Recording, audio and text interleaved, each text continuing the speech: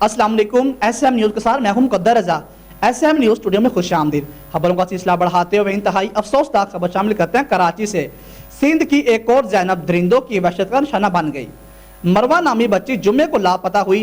वालिदैन 3 रोज से तलाश करते रहे। पीर को कचरा कुंडी से लाश मिली।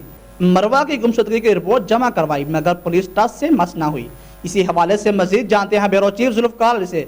जी जुल्फ़कार अली, आगाह कीजिएगा। जी बिल्कुल, शहर कायद कराची के इलाके ईसा नगरी की कचरा कुंडी से मुर्दा हालत में मिलने वाली 5 साला बच्ची मरवा से ज्यादती की तस्दीक हो गई है। MLO जिना अस्पताल के मुताबिक कचरा कुंडी से मुर्दा हालत में मिलने वाली 5 साला बच्ची मरवा से ज्यादती की तस्दीक हो गई है, जबकि मज़ीद तफ्तीश के लिए बच्ची के जिस्म के नमूने लिए गए हैं।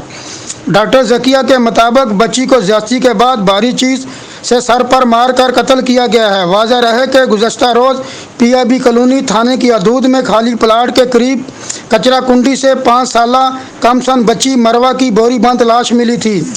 बच्ची 2 रोज़ कबल सुबह घर से निकली और लापता हो गई थी।